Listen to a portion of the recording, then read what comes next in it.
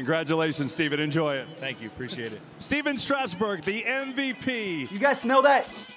Do you guys smell the stove heating up? What's going on, guys? It's Fuzzy. Welcome back to yet another Major League Baseball recap video. This is the off-season edition where we're talking about all of the big signings and the trades of this current offseason, and a huge bomb dropped just a few minutes ago. I was actually eating some sausage. That's what she said. And then all of a sudden, as I was scrolling through my tweets, because I was just about to leave, I'm moving out soon, so I was going to look at a house, but of course, I have to put off all of my other adult priorities to give you guys the news. Steven Strasburg just signed a massive deal with the Washington Nationals, so he is going to be staying with his current team. We're going to talk about how that affects the Gerrit Cole saga. We're going to talk about a few other signings, as well as Adam Jones going to play in Japan. That does not make sense. We also have two other stories about the new jerseys from Nike, how a lot of people hate them, and then last but not least, a new rule that MLB is going to be using next season that everyone hates. So we're going to talk about everything, but just to make you guys happy, just to save you guys some time if you only care about the Strasburg news, we're going to talk about that first. Also, guys, real quick, this video is sponsored by SeatGeek. If you're going to any football games, any concerts anytime soon, use code Fuzzy to save $20 off. It'll come in huge for the holidays. But the biggest news, I just said, Steven Strasburg, he just signed a massive deal with the Washington Nationals, so he will be re-signing with his team that he just won a World Series MVP for. I believe that David Price signed for $217 a couple years ago, so this is the largest contract for a starting pitcher. Greinke holds the title of the most dollars per season given to a pitcher, but David Price, he got the biggest contract for a pitcher. Now, I do think that Gerrit Cole is going to surpass. I don't think that it's going to come very close, but let's talk about Strasburg and what he's done for the Nationals, because this means that he's not going to the Yankees. And I think that if he was going to end up in New York, it would have been scary, almost as scary as Cole going there. In 10 seasons for the Washington Nationals, I want you guys to really pay attention. If you're playing a game or anything like that, really look at the stats or hear about the stats that I'm about to bring up. In 10 seasons for the Washington Nationals, his worst ERA in a single season was 3.74.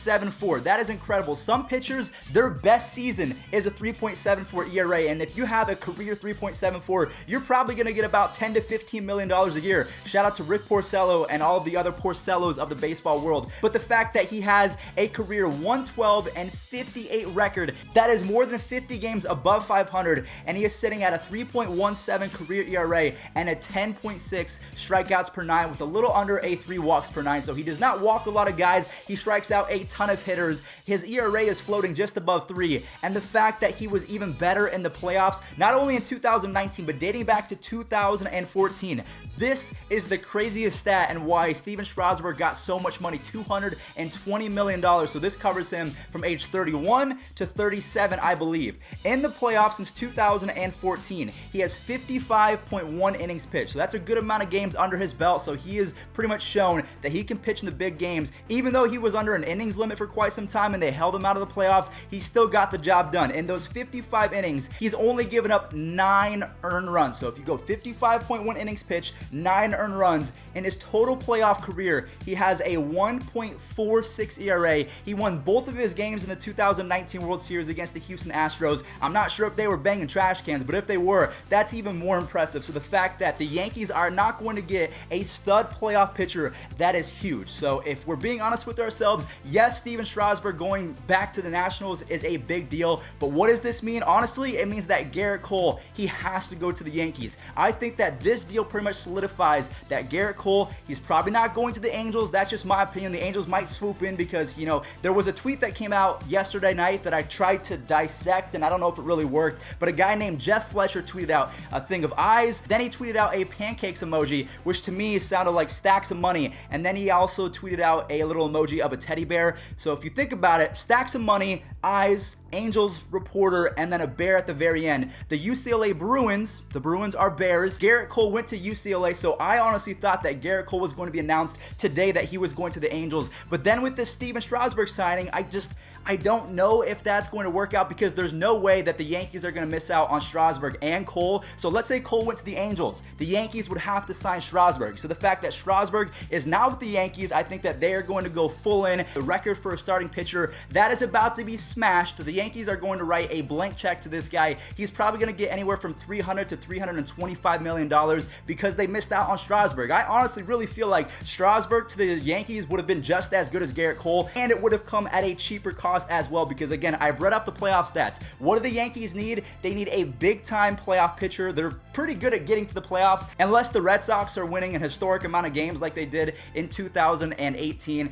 I just truly feel like this solidifies it. I'm not a reporter. I don't know anything about these winter meetings or anything like that. That is just my humble opinion. So I want you guys to let me know in the comment section down below. Do you feel like this Strasburg deal is going to affect the Yankees and their fan base, that they're going to push even harder for Gerrit Cole? I think that they are, and I just realized I'm moving my hands a lot. I feel like Ricky Bobby. And I guess another question that we have to ask, aside from Gerrit Cole being confirmed to the Yankees because they're not going to get Steven Strasburg, is where is Anthony Rendon going to go now? Because they just gave a ton of money to one single player, Juan Soto. He's only getting better with age, so he is going to require a lot of money once he's a free agent. You have a couple other guys. Scherzer's locked in. You've already given him $200 million, so I don't know what happens with Rendon. He's been linked to the Phillies. Same with Josh Donaldson. So the Phillies, they're trying to go for a third baseman. I feel like you could probably trade for one. There's been rumors that Chris Bryant could be going to Philadelphia. Who knows what's going to happen there, because they do have Alec Boehm as a prospect. But again, I brought this up a couple weeks ago that Anthony Rendon to the Rangers would be a good idea. I'm not sure if that's going to happen. So the two comments I want you guys to answer in the comment section down below: where is Gerrit Cole going to end up? Do you think that he's going to New York because of this signing with the Nationals and Strasburg? And also, the second question I want you to answer is, do you think that Anthony Rendon is going to resign? Because I think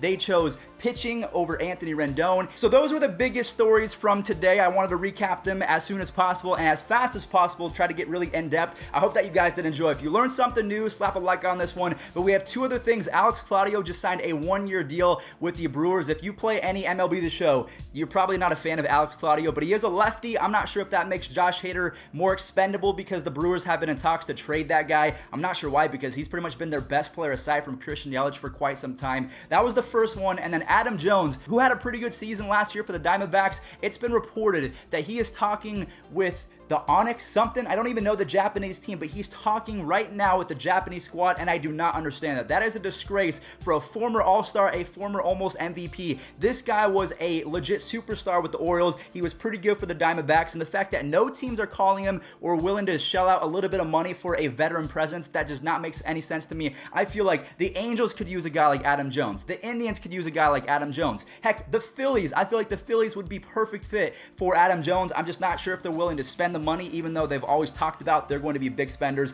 Adam Jones to Philly just makes sense to me. Imagine a Bryce Harper, Adam Jones, Andrew McCutchen outfield. 10 years ago, that's elite. I don't know what's going to happen to Adam Jones. It's kind of sad to hear that he's going to Japan. And then the last two things I want to break down real quick. First off, we have the new jerseys. Now, I will say that I am not going to get upset over the fact that they have a Nike swoosh on the jerseys now. I am not going to be offended by that. Now, the only thing is, it's weird to see it on the Yankees uniform, because the Yankees uniform, whether we're talking about Babe Ruth or Mickey Mantle or Joe DiMaggio, it's kind of coveted that the Yankees jersey is kind of, it's world class. You're not supposed to have a beard. You're not supposed to have long hair if you're playing for the Yankees. So the fact that you have a Nike swoosh right here kind of takes away from the prestige of the Yankees. That's their perspective. I'm just talking about the Yankees fan base right now. But if you're asking me, Fuzzy, the baseball fan, I do not care. It is not going to take away from my Indians choking a 3-1 lead or the Astros banging on trash cans. So it doesn't affect me at all. It's going to bring more money and more eyeballs to the league. I'm okay with it. So I want you guys to let me know, what do you make of these brand new jerseys? Do you think that it's a disgrace? Do you think that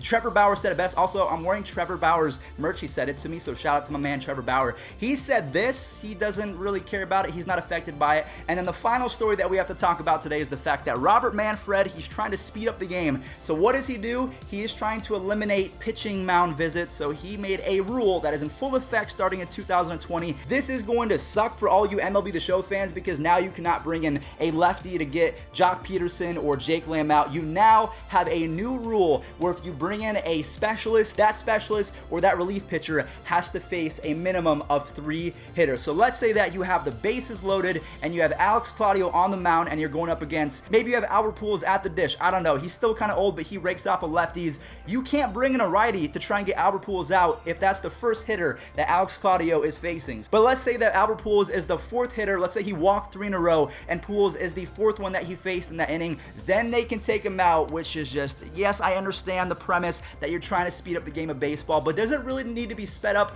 by 4 minutes every single game? I know that adds up and it creates a huge number towards the end of a season, but on a per game basis, is 4 minutes really doing too much? You have commercials, you have potty breaks and all that different stuff. I just feel like it's a nuance that I guess is needed. I'm not really down for it. This is going to really ruin my experience in MLB The Show because now Joey Gallo is going to hit more home runs off my face because I can't bring in a lefty. Because I have a righty in the game that I just brought in to face off against 99, I don't know, immortal Mike Schmidt, okay?